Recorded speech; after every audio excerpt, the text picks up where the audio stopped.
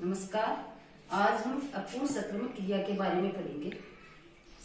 तो अपूर्ण संक्रमण क्रिया होती क्या है कि ये वो क्रियाएं होती है जिसमें कर्म रहते हुए भी कर्म के किसी पूरक शब्द की आवश्यकता होती है, अर्थात वो क्रिया जिसमें कर्म रहते हुए भी वो वाक्य अधूरा रहता है, वो अपूर्ण संक्रमण क्रिया कहते हैं।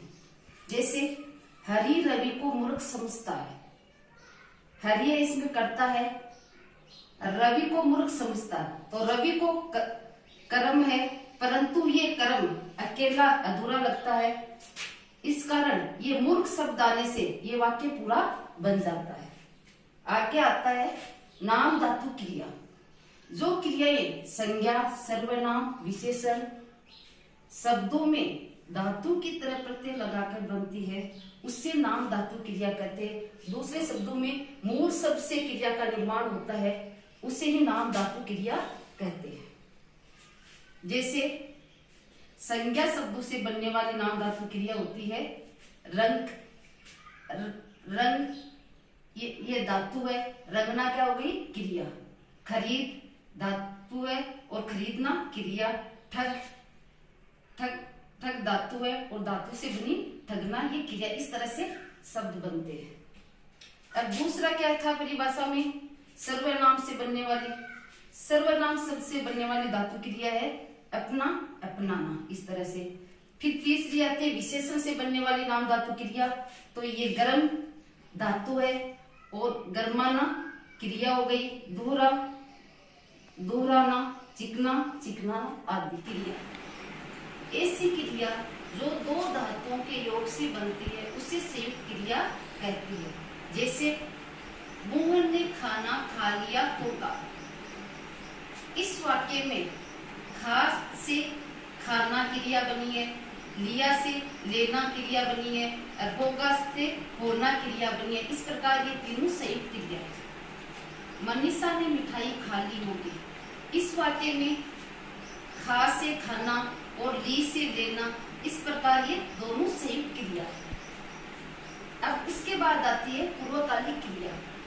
जब किसी वाक्य में दो क्रियाएं प्रयुक्त हुई हो तथा एक क्रिया के पूरी होने के बाद दूसरी क्रिया क्या होती है, संपन्न होती है, तो पहले संपन्न होने वाली क्रिया क्या कहलाती है, पूर्वकालिक क्रिया कहलाती है। उदाहरण जैसे लड़का पुस्तक पढ़कर जाएगा, तो ये पढ़कर है वो पूर्वकालिक क्रिया आती है। वो कैसे आती है बताती हूँ। इस वाक्य में पढ़ने के बाद जानने की क्रिया होगी, अतः पढ़कर पूर्वकालिक क्रिया है और पूर्वकालिक क्रिया के अंत में के कर करके लगा दिया जाता है।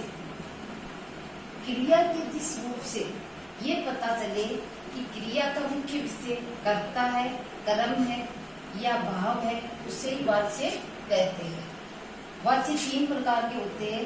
जैसे पहला आता है कृतवाच्य, दूसरा है क्रमवाच्य, तीसरा आता है भाववाच्य। तो सबसे पहले है कृतवाच्य। जिस वाक्य में कर्ता की प्रधानता हो उसे ही कृतवाच्य कहते हैं। उदाहरण जैसे राम पुस्तक पढ़ता है। राम इसमें कर्ता है, पढ़ता इसमें क्रिया है, तो क्रिया का प्रयोग कर्ता के अनुसार ही हुआ है, इसलिए एक कृतवाच्य है। दूसरा है सीता खाना खाती है। तो सीता इसमें कर्ता है और खाती है क्रिया है, तो क्रिया का प्रयोग कर्ता के अनुसार ही हुआ है, इसलिए एक कृतवाच्य। दूसरा आता क्रमवाच्य। क्रिया के जिस रूप से पता लगे कि क्रिया का प्रयोग कर्म के अनुसार हुआ है उसे कर्मवाच्य होता है। कर्मवाच्य में कर्म की प्रधानता रहती है। जैसे मुझसे फल खाया जाता है। मुझसे इसमें कर्ता है, फल कर्म है, खाया क्रिया है, तो इस वाक्य में कर्म की प्रधानता है, इसलिए क्रिया का प्रयोग कर्म के अनुसार ही हुआ है। दूसरा भाववाच्य। इसमें भाव की प्रधानता रहती है। जिस वाक्य में भाव की प्रधानता रहती है उसे भाववाच्य कहते, कर्ता या कर्म की नहीं रहती है। जैसे विमला से दिन में सोया नहीं जाता, तो विमला इसमें कर्ता है, सोया नहीं जाता, ये भाववाच्य। दूसरा है क्या तुमसे नहीं भागा जाएगा, तो इस वाक्य में भागा जाएगा, इस भाव की प्रधानता है इसमें। क्रिया का पद परिचय, जिस प्रकार संज्ञा का दिया था उसी प्रकार से क्रिया का पद परिचय भी दिया जाता है। तो सबसे पहले क्रिया के भेद, तो भेद में सक्रमक, अक्रमक, द्विक्रमक क्रिया, अपूर्ण, संयुक्त, नाम धातु, पूर्वकालिक क्रिया, ये तो उसके भेद हो गए। फिर वाच्य आज ही पढ़े थे हमने, वाच्य, कृतवाच्य और कर्मवाच्य और भाववाच्य, ये 3 वाच्य हो गए। तीसरा नियम है लिंग, तो लिंग 2 होते हैं, पुल्लिंग और स्त्रीलिंग। चौथा नियम है वचन, वचन होता है एक वचन और बहुवचन। फिर है काल, काल है वर्तमान काल, भूतकाल और भविष्य काल, 3 हो गए। फिर अन्य शब्दों से उसका क्या संबंध है कि आपस में संबंध किस प्रकार से वाक्य का, तो वो आ जाएगा छठा नियम इसमें। उदाहरण जैसे राम ने रावण को बाण से मारा, तो राम ने रावण को बाण से मारा, इसलिए ये पूरा वाक्य है, इसलिए सक्रम क्रिया तो हो जाएगी इसमें सक्रम क्रिया। अब देखना है कि पुल्लिंग है, इसलिए तो राम क्या है, पुल्लिंग है और एक वचन है।